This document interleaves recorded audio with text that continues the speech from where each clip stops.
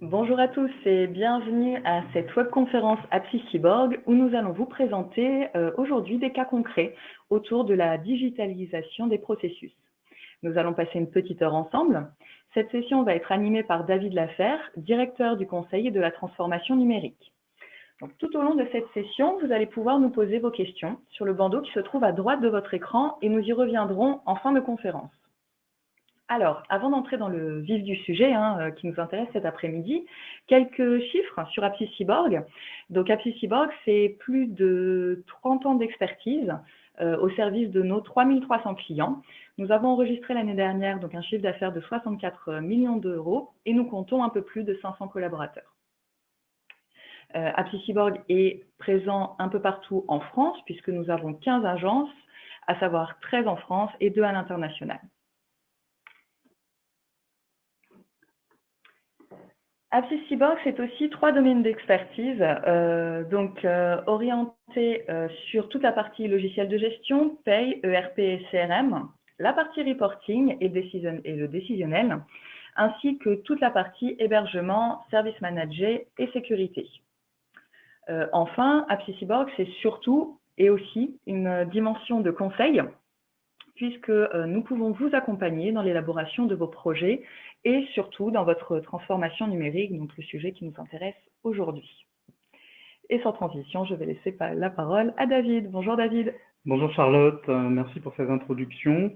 Bonjour à toutes et à tous, je me présente rapidement. Donc, je suis David Laferre, le directeur du Conseil de la transformation numérique chez Appsi Cyborg. Très rapidement, je travaille depuis 25 ans à peu près sur le sujet de la transformation des entreprises, alors beaucoup dans le service, mais aussi dans l'industrie, puisque j'ai été le responsable des solutions pour un groupe pharmaceutique international qui s'appelle Virbac. Donc aujourd'hui, je dirige l'activité conseil. La vocation de l'activité conseil chez Appsi Cyborg, au-delà de notre savoir-faire d'intégrateur reconnu depuis 30 ans, c'est d'entrer dans une autre dimension, c'est-à-dire vous accompagner les organisations dans la réflexion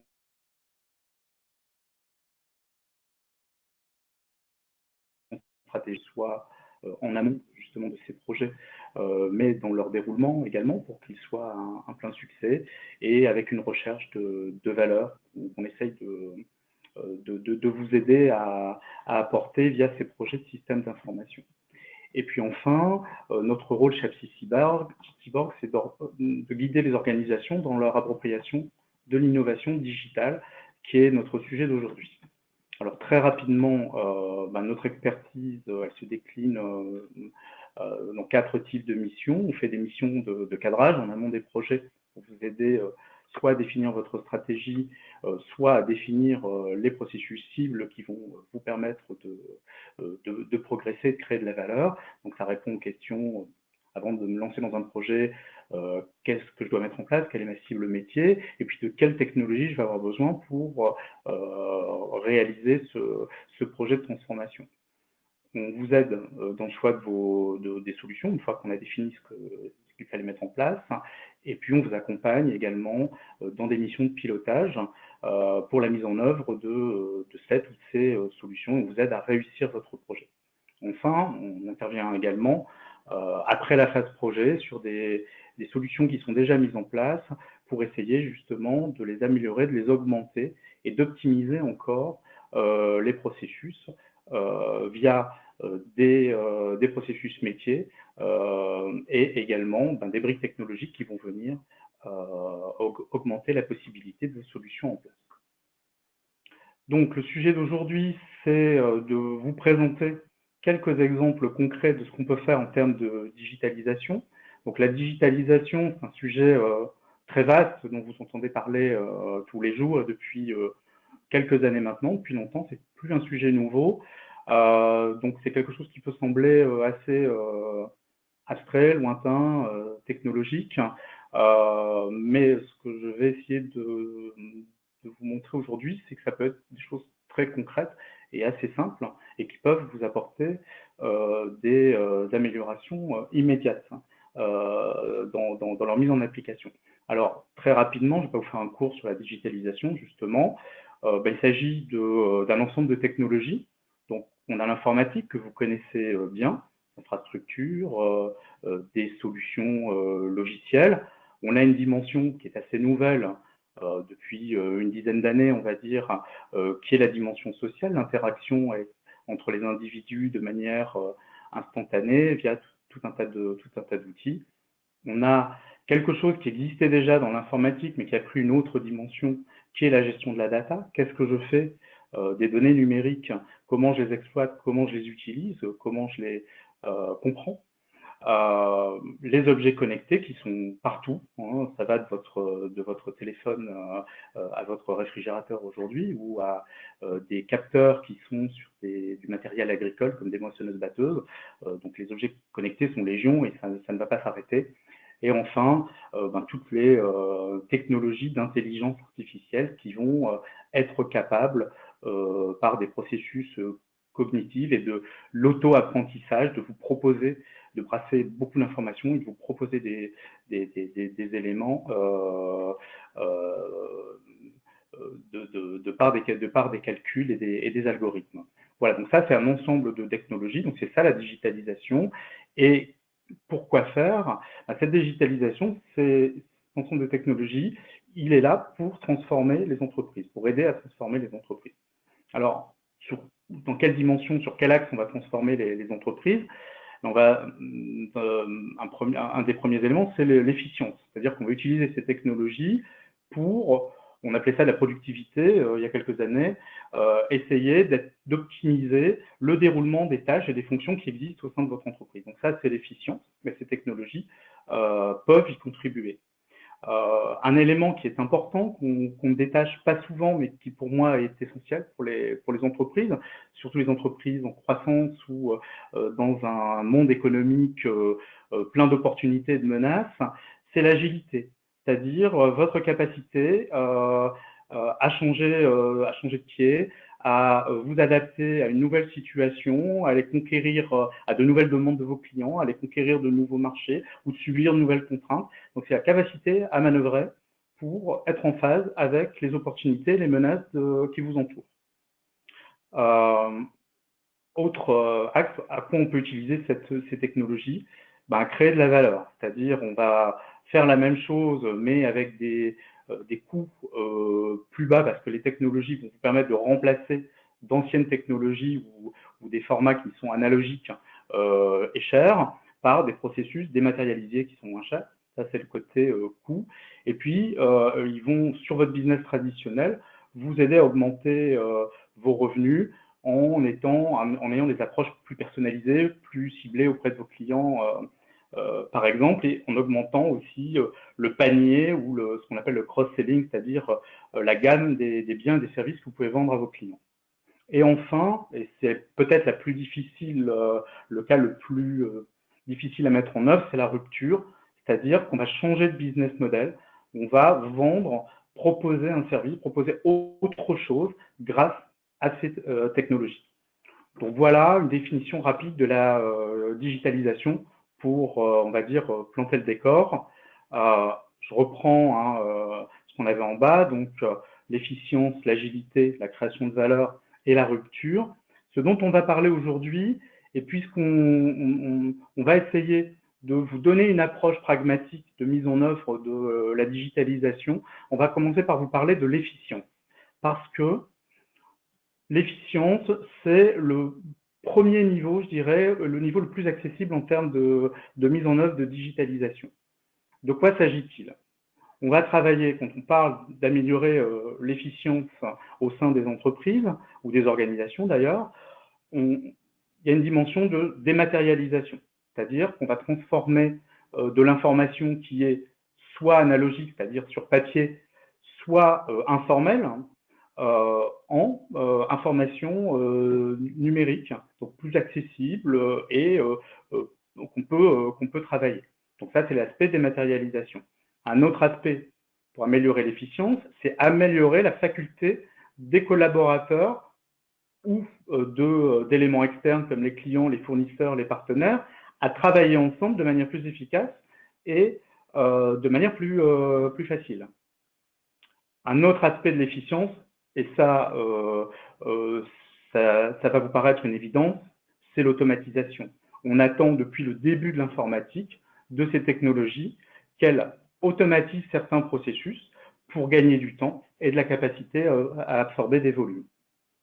Et enfin, l'efficience, et c'est un élément très important, il passe par les capacités à interfacer différents éléments avec le reste de vos systèmes applicatifs ou de vos systèmes d'information.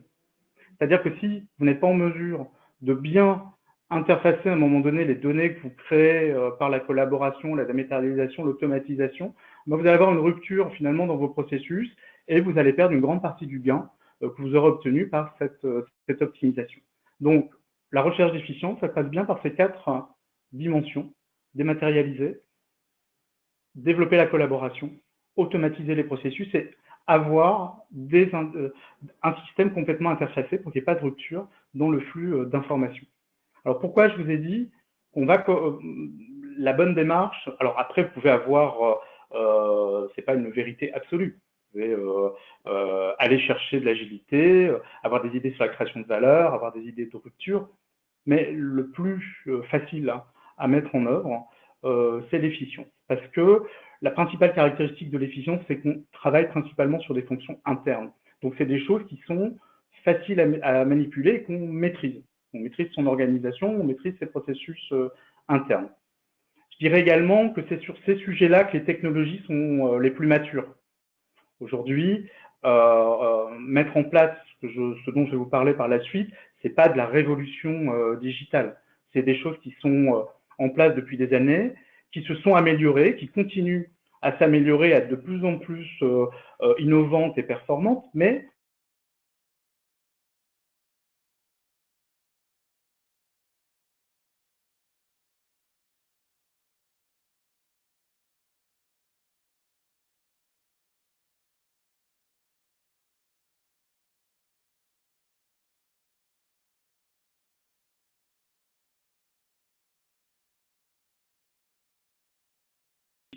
donc c'est pour ça qu'on va vous conseiller, dans un premier lieu, de travailler sur ces aspects d'efficience via les technologies digitales.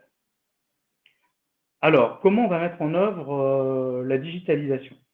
Donc, vous l'avez reconnu, hein, c'est Michel Galabru qui joue Monsieur Jourdain dans Le Bourgeois gentilhomme. Pourquoi ce petit clin d'œil? Parce qu'en fait, vous avez tous déjà entrepris votre digitalisation. Ça fait 20 ans, 25 ans, 30 ans. Vous mettez en place des solutions de gestion. Et les solutions de gestion, c'est de la digitalisation. Vous mettez en place un ERP, par exemple. Vous avez des flux dématérialisés. Vous avez différents collaborateurs, services qui travaillent sur la même donnée et sur la même information et qui collaborent, qui travaillent sur le même processus.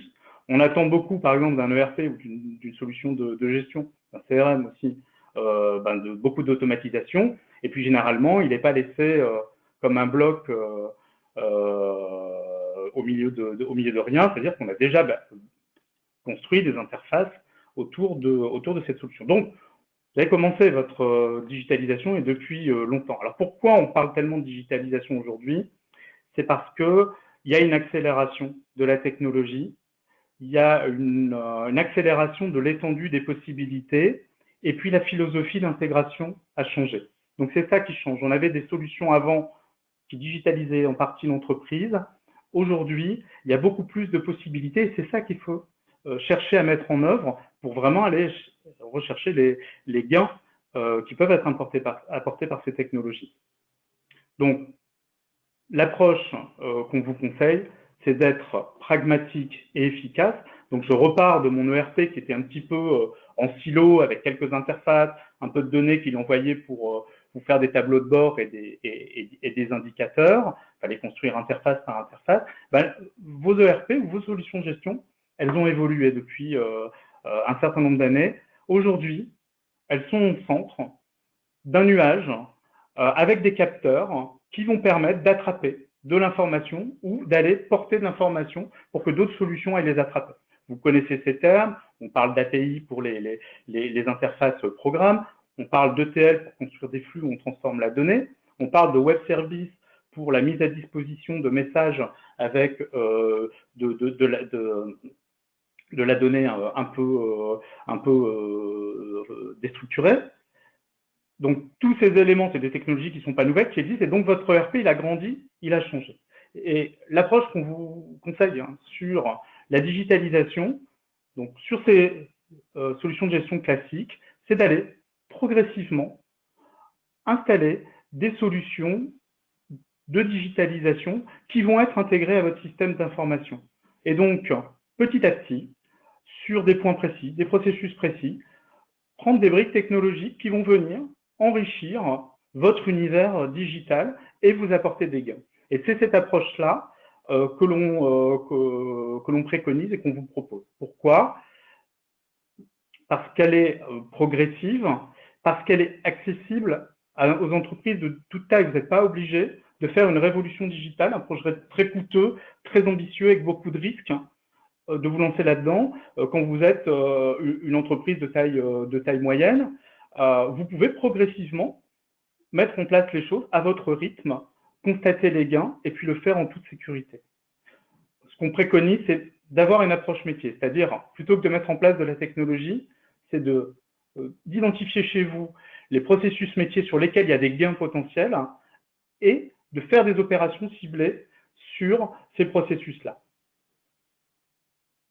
Mettre en œuvre des solutions simples, ce que je vous disais tout à l'heure, il y a des solutions matures, il y a des solutions qui sont simples, il n'y a pas obligé, c'est pas forcément la digitalisation, la mise en place de technologies de tout dernier ordre, où il y a très peu de spécialistes qui peuvent qui sont capables de les manipuler, etc. Il y a des solutions qui sont sur étagère, qui marchent depuis des années et qui sont simples à intégrer au SI. C'est ça qu'il faut viser. Technologie mature, facile également à utiliser. Et puis, ce qui va faire aussi le succès de votre digitalisation, eh bien, c'est l'aspect métier, c'est-à-dire accompagner le changement au sein de votre organisation. Donc tout ça, c'est pas hors de portée et c'est des choses qui peuvent vous permettre rapidement, progressivement de digitaliser votre entreprise et rapidement d'obtenir des gains à tous les niveaux. Ça peut être des gains de productivité, mais c'est aussi des gains pour vos collaborateurs, c'est des gains pour vos fournisseurs, c'est des gains pour vos clients. Donc, j'en termine sur l'introduction. On va maintenant, je vais essayer d'illustrer ce que je viens de vous dire par 3 exemples, qui sont des exemples, encore une fois, classiques, de mise en œuvre de digitalisation. Donc, ce sont des exemples qu'on a tirés de nos missions de conseil chez AppSys-Cyborg ou de nos missions de mise en œuvre. Le premier exemple concernera la dématérialisation des factures, qui est un sujet qui, je pense, concerne chaque entreprise. Un deuxième, quelque chose qui est peut-être un peu plus nouveau, ça va être l'intégration des processus métiers à vos outils collaboratifs et de productivité. Et enfin, on terminera par des exemples de digitalisation des processus RH. Donc, la dématérialisation des factures. Alors, le cas d'école, qui est une des missions qu'on a réalisées, que je prends pour exemple, il s'agit d'un laboratoire français. Donc, ce sont des gens qui fabriquent des compléments alimentaires, alors soit pour la forme, soit pour la cosmétique, à partir de produits naturels. C'est une activité, donc ils font à peu près 30 millions d'euros de chiffre d'affaires, et ça marche très bien pour eux. Il y a une forte croissance, il y a des perspectives de développement très importantes, donc ils sont très sereins sur le développement de leur activité, et ils ont tout un tas de projets, notamment de croître à l'export, puisqu'aujourd'hui, ils sont surtout présents sur le marché français, et puis d'aller encore croître, et en croissance organique et en croissance externe. Donc tout ça est très bien pour eux. Ils ont des enjeux vis-à-vis de ça, c'est-à-dire qu'ils sont, comme tous les gens qui sont dans une crise de croissance, il y a un moment charnière où il faut arriver à passer une autre dimension, à monter une autre marche. Et leur principal enjeu à eux, c'est de pouvoir absorber toute cette croissance à effectif constant. C'est-à-dire pouvoir développer le chiffre d'affaires, leur marché, tout en n'ayant pas une croissance linéaire de leurs collaborateurs, et notamment sur les aspects administratifs. ils ont un enjeu d'amélioration de la relation avec les tiers, pas seulement avec les clients, mais également avec les fournisseurs. C'est important d'avoir de bons fournisseurs qui ont envie de travailler avec vous.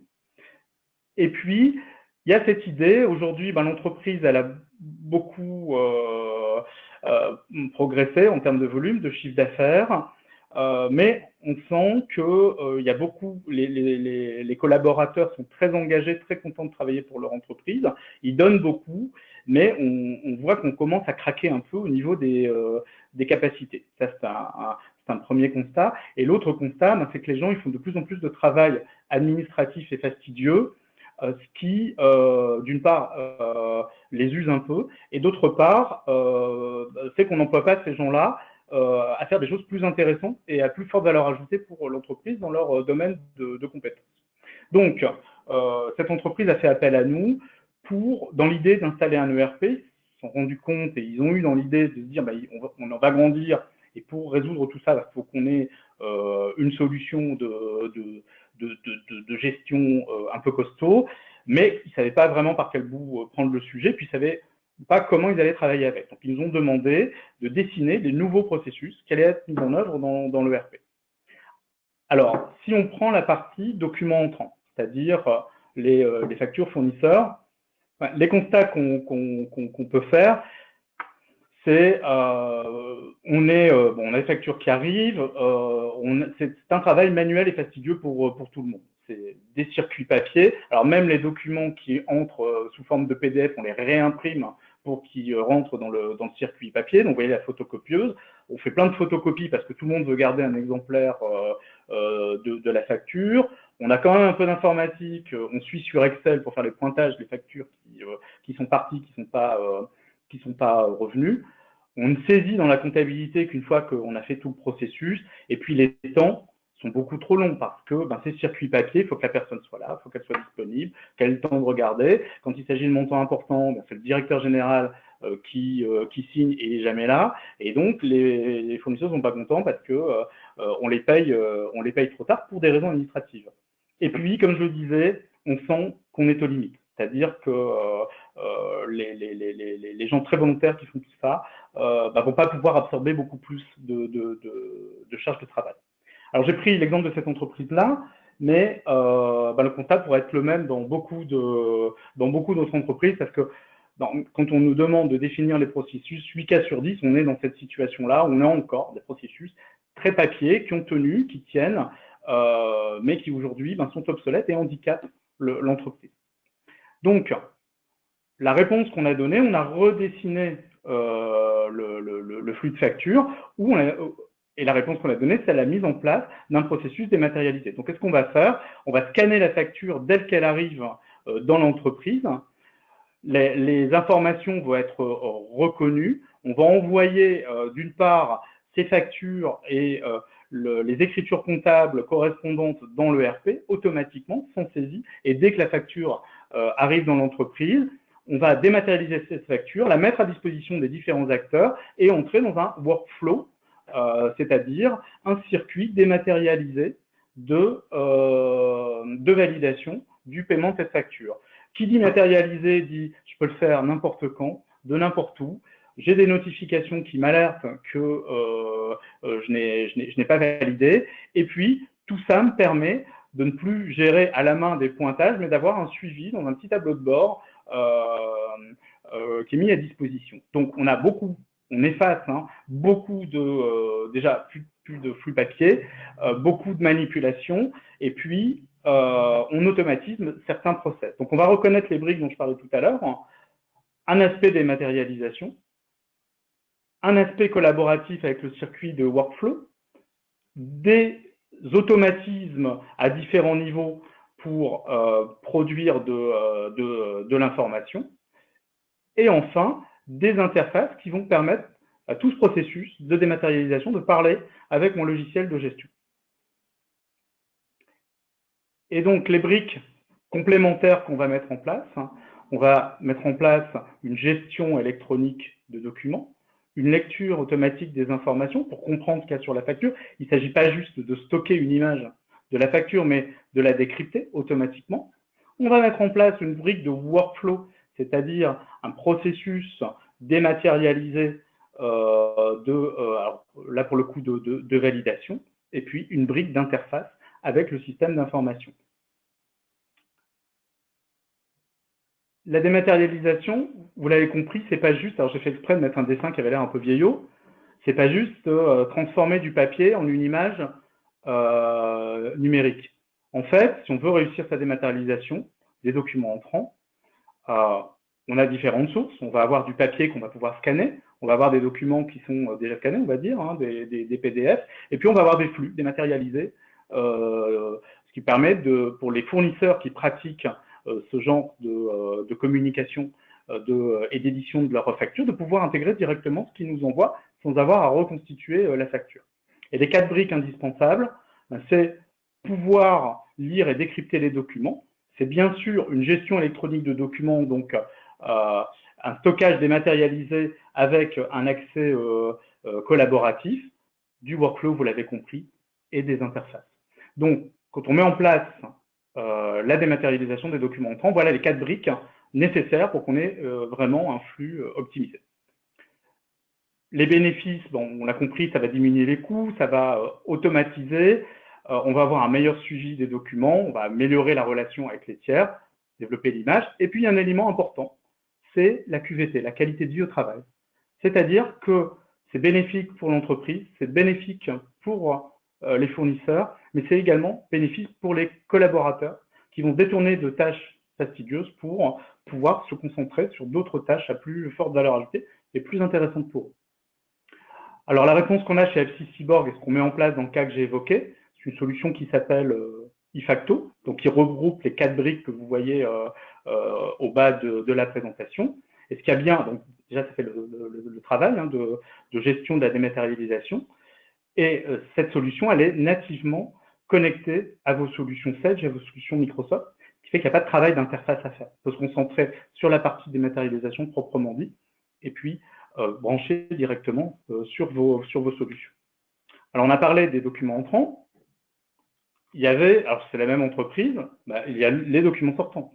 L'autre facette de la dématérialisation des documents, et notamment le traitement des factures clients. Donc c'était un peu pareil, des factures clients. On a déjà beaucoup de circuits papier internes. Alors là, dans le cas présent, on imprimait la facture avant d'avoir fait la livraison. Les circuits internes entre la logistique, la compta, la DV, c'est que du papier. On sous-traite quand même l'envoi du courrier et des mails, heureusement, sauf pour les factures export où tout est fait à la main. On sort un premier jet, on reprend tout sur Word. Et pourquoi on fait ça? Parce qu'il y a plein de documents additionnels, il y a des mentions spéciales. L'export, c'est beaucoup moins facile. Sauf que, vous l'avez compris, justement, on veut développer l'export. Donc, on a un souci à ce niveau-là. Et puis, il y a également, on veut développer l'export, mais on veut aussi développer nos relations avec les grands distributeurs. Donc, eux, ils vous demandent des flux dématérialisés. Et puis, bien sûr, il y a, tout ça découle un archivage qui était papier. Donc, ce qu'on a proposé, c'est de dématérialiser le flux des factures sortantes. Vous avez le RP qui est toujours à l'origine de l'impression de la facture, mais au lieu d'envoyer l'impression sur une imprimante physique, on va dire, on l'envoie sur une imprimante virtuelle. Donc, qui en l'occurrence, c'est ETAI, la solution qu'on propose chez FC Cyborg. Et en fait, quand vous envoyez une impression de l'ERP sur une imprimante, au départ, c'est pas une impression qu'il envoie, c'est de la donnée numérisée. Donc là, on capte cette donnée numérisée. On va pouvoir modifier ce document, le mettre en page, rajouter des mentions, le fusionner, le stocker automatiquement. Donc ça, c'est la partie génération du document. Puis après, on va le distribuer avec un flux de distribution de ces factures qui va à la fois envoyer la facture au destinataire qui est le client. Donc, on peut retrouver un envoi de mail en pièce jointe ou un lien de téléchargement. On peut repartir sur du papier, notamment pour certains clients, donc en envoyant à Mail et 20, le service de la Poste. Et puis, bien sûr, pour tout ce qui est public, on passe par l'interface Chorus, puisque ça, c'est obligatoire. Troisième élément, c'est que c'est en même temps qu'on envoie cette facture de manière dématérialisée, on va la stocker dans un archivage type coffre-fort électronique, ce qui va alléger les frais d'archivage et sécuriser également l'accès et la conservation de cette facture. Donc voilà ce que nous leur a proposé de mettre en place. Il y a une partie éditique. Qu'est-ce que c'est que l'éditique? C'est la gestion de l'impression. Donc c'est bien plus sophistiqué, développé que d'envoyer sur telle imprimante, d'imprimer un ou deux exemplaires. On peut, sur une même impression, choisir différents supports de manière contextualisée, différents formats. On peut imprimer la facture en même temps dans différents sites pour différents destinataires avec des formats différents. On peut créer des documents complexes, on va venir mettre des conditions commerciales un peu sophistiquées, des documents de douane pour l'export. On peut associer des documents, la facture et son bon de livraison. On peut choisir quel canal on va utiliser pour l'envoi de la facture. Et puis, il y a les aspects collaboratifs et archivage électronique. Donc ça, la solution qu'on a chez AppSciBorg pour faire ça, c'est TAI, pour traitement automatique des impressions, qui est une solution assez simple, conviviale, et qui permet de faire tout ce qu'on vient d'évoquer à l'instant. Le deuxième point, c'est la distribution. Donc il y a deux cas, il y a le secteur privé et le secteur public. Dans le secteur public, la dématérialisation, elle est déjà obligatoire, puisqu'il faut passer par l'interface Chorus. Dans le secteur privé, c'est variable, il y a quelque chose qui est important, qui est la piste d'audit fiable. Alors elle est déjà garantie sur papier, hein, mais elle est beaucoup plus facile à organiser si vous êtes en flux dématérialisé. Puis je vous ai mis un petit paragraphe. L'évolution, ça va être vers la dématérialisation et on pressent que la loi de finances 2020 prévoira une dématérialisation même pour le secteur privé. Alors bien sûr, pas tout de suite à échéance 2025, mais c'est le sens de l'histoire. Et donc, pour cet aspect distribution, on met en place chez AppSciBorg la solution TED, qui envoie les documents digitaux sur différents canaux et sous différents formats, qui est connecté avec les principales plateformes et les principales solutions de coffre-fort électronique. Donc, comme précédemment, hein, ces deux solutions sont nativement connectées à vos solutions Sage et à vos solutions Microsoft. Dernier pan, donc j'ai un schéma là qui redit ce que fait un peu TED, hein, on revoit les solutions d'archivage d'Octapod et Archineo. Dernier point dont j'aimerais vous parler sur ce sujet de dématérialisation des factures, c'est, bon, vous allez me dire, bon, c'est bien, on a Sage, on a Microsoft, on a des choses qui sont modernes, ça va bien fonctionner, mais moi, bon, je vais pas changer tout le SI, et c'est ce que nous disent nos clients, hein, je vais pas changer le SI complètement pour tout mettre à niveau, et les flux ne s'arrêtent pas à ces applications-là, et notamment chez le client dont je vous parlais, il faut aussi, on a parlé des logisticiens, de la DV, de la finance, mais il faut aussi communiquer aux forces de vente. Et l'outil des forces de vente, c'est la CRM, qui est une solution ancienne, qu'on n'a pas prévu de changer pour l'instant, qui est installée on-premise, parce que c'est comme toutes les vieilles solutions, on dit, bah oui, mais il faut aussi pouvoir communiquer un certain nombre d'informations aux commerciaux via leur CRM. Donc, dans ces cas-là, il faut mettre en place, il existe des solutions de connexion qui vont faire le travail, en fait, d'aller chercher l'information à un endroit donné, de la déposer à un autre endroit, que vous soyez en cloud, on-premise. Donc, nous, on utilise la solution IO pour in et out, puisqu'on va faire entrer puis aller chercher des informations. Donc, il y a aussi la solution pour communiquer cette dématérialisation ou les flux de données, les flux d'informations à l'ensemble de votre SI. Donc on voit là, IO, que ce soit on-premise ou dans SaaS, il y a différents modes d'accès, il est très agnostique, c'est une espèce de connecteur multifonction qui va aller chercher de la donnée, quel que soit le format, et la déposer, quel que soit le format et l'environnement. On voit que c'est très agnostique, puisqu'on est capable on a mis quelques exemples de logiciels avec lesquels on communique. Donc, la dématérialisation des factures, les conseils qu'on vous donnera, c'est de mettre en œuvre des briques solutions simples et spécialisées, pas de révolution. Choisissez de petites briques qui vont vous apporter des améliorations. Allez-y progressivement. Il faut des solutions pratiques et fonctionnelles et qui soient accessibles en termes de coûts. Elles existent et qui s'interfacent facilement avec vos solutions métiers. si vous faites ça, les perspectives de gains sont très significatives, voire parfois spectaculaires. C'est-à-dire qu'il suffit d'avoir balayé un peu tous ces vieux process et d'avoir mis ces quelques éléments de dématérialisation pour vraiment booster les processus.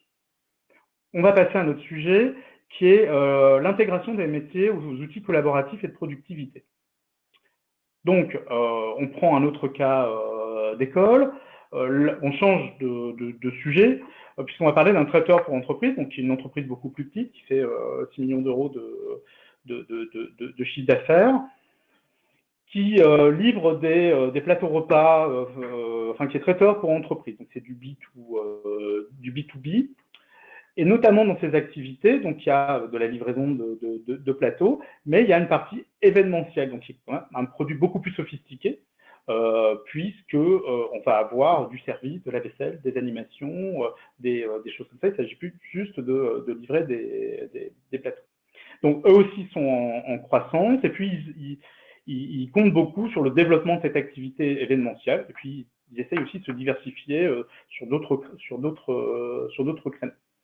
Donc, sur cette activité d'événementiel, il y a un enjeu qui est de dire, bon, maintenant, on veut booster cette activité, donc on va augmenter le volume, mais il ne faut pas qu'on perde notre niveau d'excellence, qui est notre différenciateur sur le marché, et il faut qu'on ne perde pas non plus notre agilité, parce que qu'est-ce qui fait qu'on est différent ou qu'on est compétitif? C'est parce que les prestations sont de très haut niveau, et également, on est capable de s'adapter à tous les contextes et de faire vraiment des offres sur mesure. Mais il va falloir réussir à faire tout ça en augmentant l'activité. Donc, on nous a confié la mission d'essayer de repenser ce processus sur cette activité-là.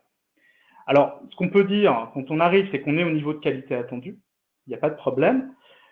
Ce processus d'événementiel, il est très pluridisciplinaire, très transverse, avec beaucoup d'intervenants, et il y a beaucoup de communication informelle. Ça se fait beaucoup par échange de mails, par des post-it, par je t'attrape dans le couloir. Il y a beaucoup d'allers-retours parce que tout le monde n'est pas au même niveau d'information, on s'échange, etc. Donc, on est au bon niveau de qualité, mais on dépense une énergie considérable à organiser tout ça. Et puis, on a du mal à capitaliser, comme rien n'est formalisé, ou très peu, on a du mal à capitaliser sur ce qu'on fait pour faire mieux la fois suivante ou s'inspirer de quelque chose qu'on a réussi. Donc, si on schématise, et là, on prend le processus de bout en bout, c'est-à-dire que finalement, ce processus événementiel, il est complet.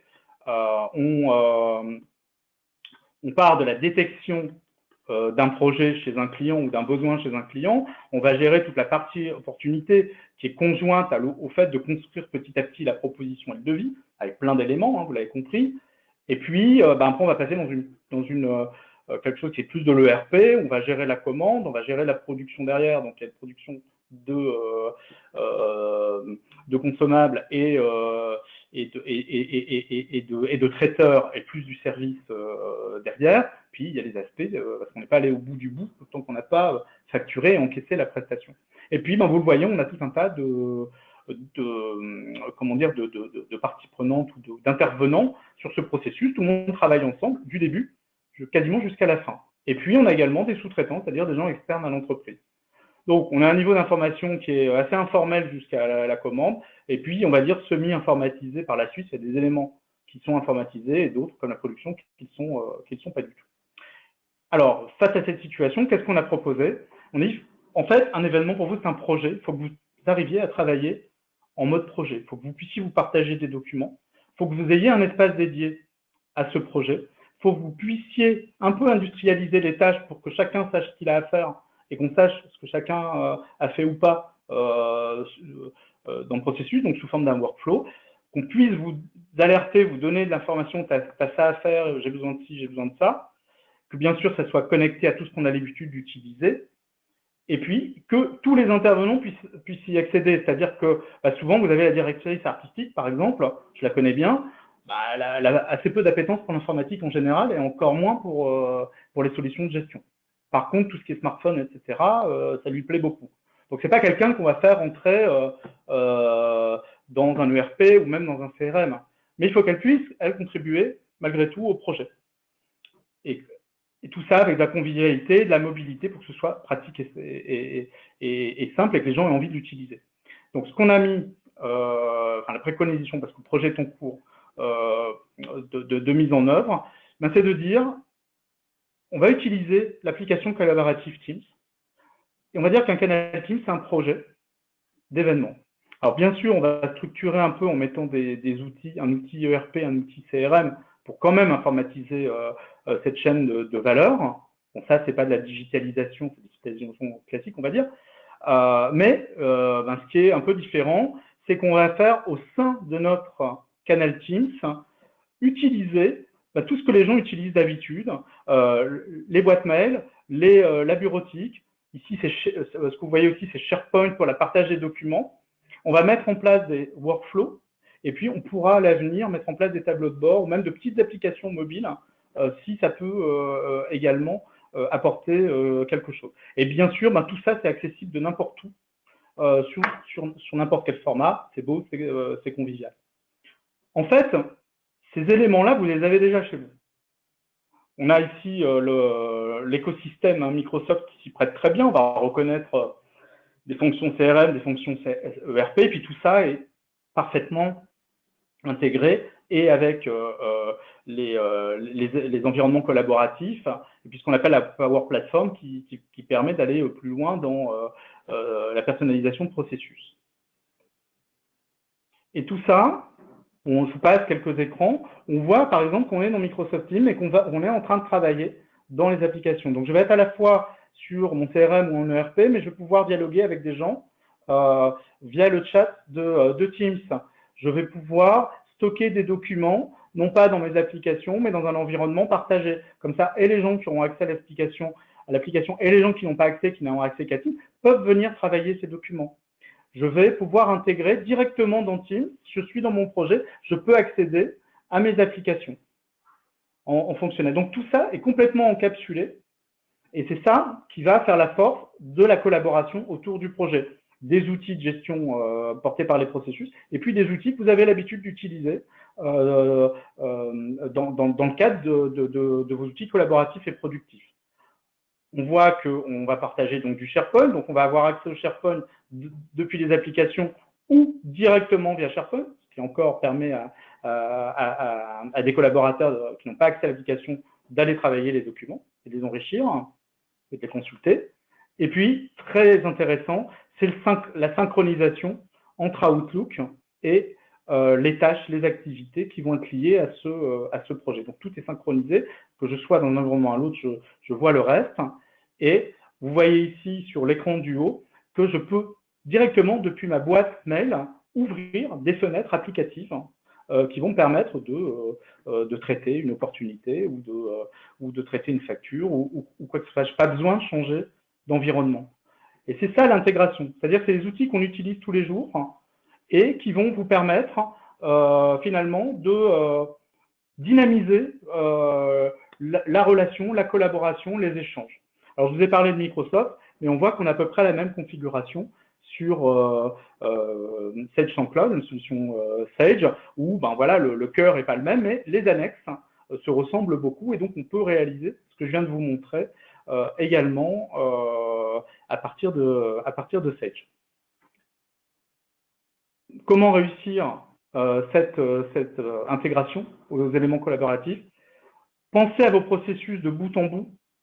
Prenez l'ensemble du processus, une vue d'ensemble, et voyez quels sont les différents interlocuteurs, les différents acteurs et ce qu'ils doivent y faire. Les connecteurs de ces éléments collaboratifs existent certainement avec vos solutions. Il faut mettre en place Office 365 parce que c'est la porte ouverte vers vraiment énormément un éventail de possibilités très puissant. Donc effectivement, tout ça fonctionne parfaitement et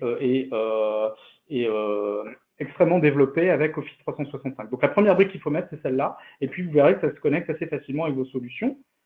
Et en fait, tout ce qu'on voit, la convivialité, le côté pratique, le côté mobile, le côté joli, et le côté productif, efficace, en fait, c'est des choses que vous avez déjà. En fait, ces éléments-là sont déjà dans les solutions. Si vous avez Office 365, si vous avez Teams, si vous avez ce genre de solution, eh bien, c'est ces éléments-là qui sont mis en valeur. Donc, vous les avez déjà. Il n'y a rien à faire.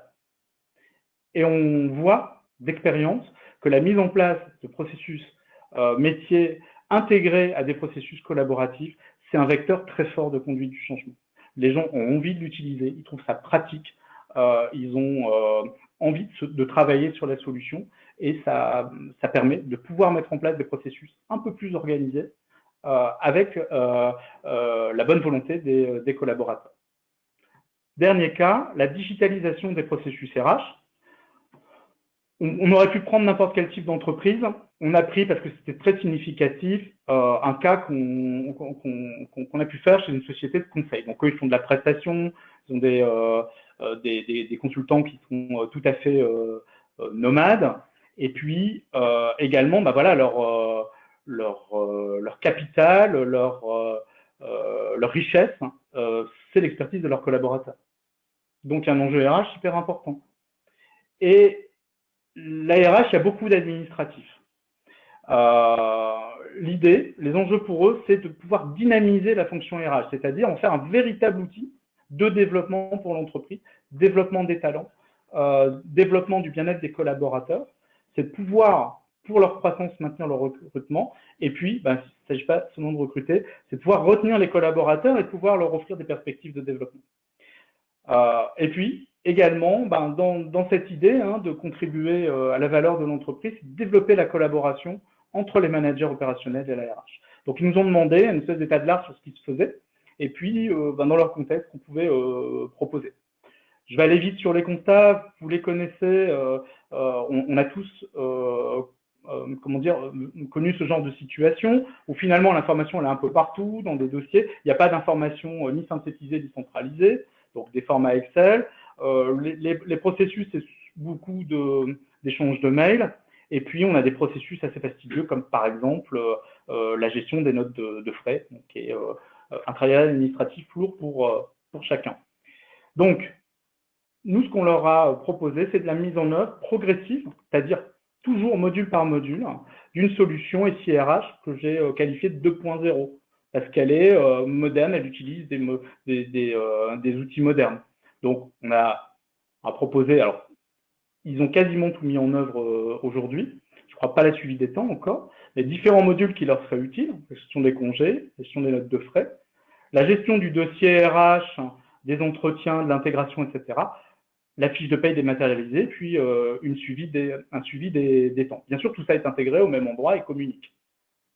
Et l'idée, pourquoi ce type de solution? Parce que c'est convivial, c'est plus gris, tristounet, les gens ont envie de se servir. Tout le monde, les processus sont fluides, l'information est centralisée, tout le monde a envie de se servir parce que c'est simple, des outils. Vous voyez en bas à gauche, on y a accès de manière mobile. Et quelque part, ça crée et ça développe la collaboration autour de ces sujets au sein de l'entreprise. J'ai mis en surbrillance et en orange, donc on voit bien ces avantages-là. Mais des choses qu'on ne voit pas forcément derrière ça, c'est que le fait de mettre ce genre de processus où le collaborateur a l'impression qu'on lui donne de bons outils, où il y a de la communication, où c'est moderne, etc., c'est un très bon outil de marketing interne. Ça valorise l'entreprise auprès des collaborateurs. Et puis, il y a un autre aspect, c'est que tout ce qui était un petit peu à gauche, à droite, pas structuré, on va numériser de la donnée. Donc, on va pouvoir utiliser cette donnée derrière pour dynamiser la fonction RH, c'est-à-dire pour faire des analyses, chercher à s'améliorer, essayer de voir à quel profil on a réussi, quels sont les processus qui fonctionnent, etc., etc. Donc, ça donne des outils vraiment que les directions RH n'ont pas nativement. Donc, cette suite, vous l'avez peut-être reconnue, il s'agit de la suite Lucas, qui est une suite SIRH, encore une fois, intégrée, mais qu'on peut mettre en place module par module. On a d'autres solutions également, notamment pour les gens qui sont équipés de la paye Sage Cloud, où on a quelque chose d'équivalent, qui est Sage Espace Employé, qui est complètement intégré. Donc, il n'y a rien à faire en fait. Si vous avez la paye Sage sans cloud, vous pouvez activer ce module et déjà bénéficier de nombreux outils de dématérialisation des processus RH. Ceci couplé, vous vous souvenez de TED, on en a parlé pour les factures sortantes, il y a la même chose pour les bulletins de paie.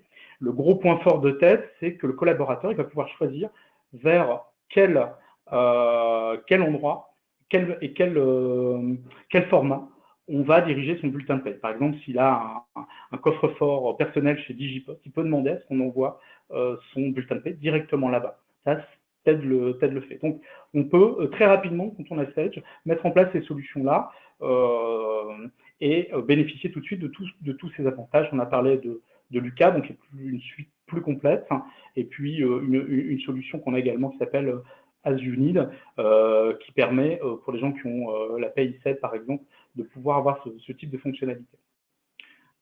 Donc je vais vous passer rapidement, vous trouverez sur le support les fonctionnalités. On a un module qui fait les congés et les absences, donc un peu comme ce qu'on a vu de l'autre côté avec Lucas. On a également une gestion du dossier salarié informatisé qui est pratique, hein. On voit que c'est une ergonomie très facile d'accès qui va permettre de gérer beaucoup d'informations. Donc ça, c'est Sage Espace Employé directement connecté avec Sage. Digitalisation des processus RH, toujours la même recette, mettez en œuvre progressivement des modules, soit les plus simples, soit ceux sur lesquels ceux dont vous attendez la plus forte valeur ajoutée.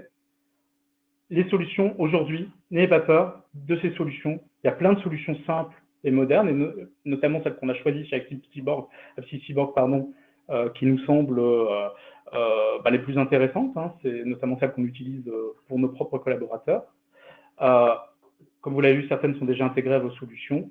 Et puis, allez chercher dans ces solutions modernes de la convivialité, de l'autonomie, de la collaboration.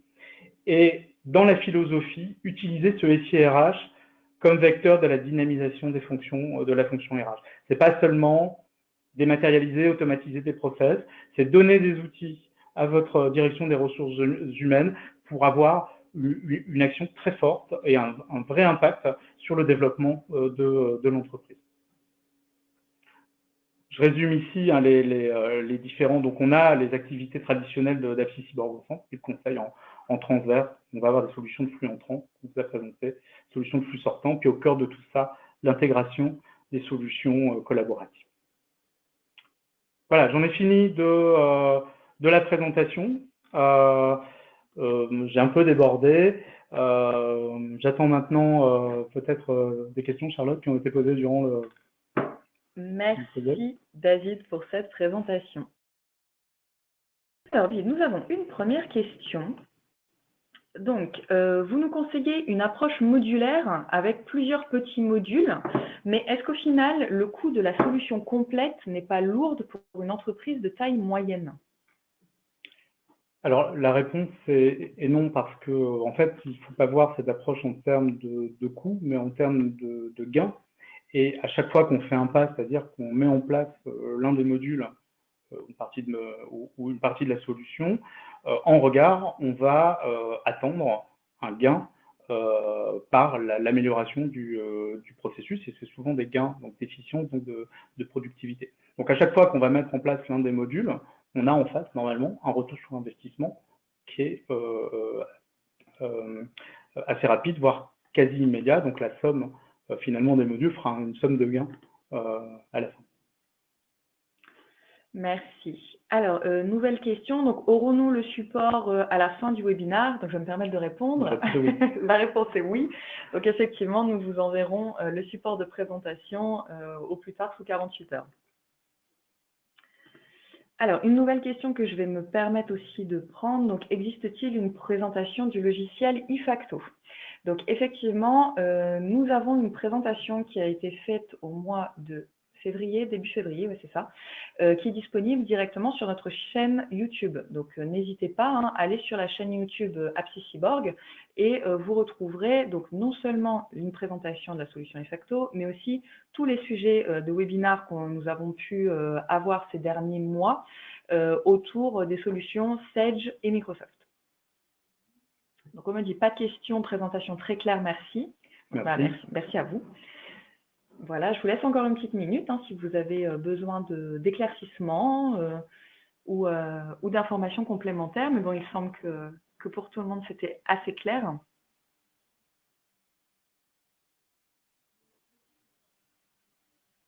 Bien, nous n'avons plus d'autres questions, donc merci à tous de nous avoir suivis. Merci encore, hein, David, pour cette présentation.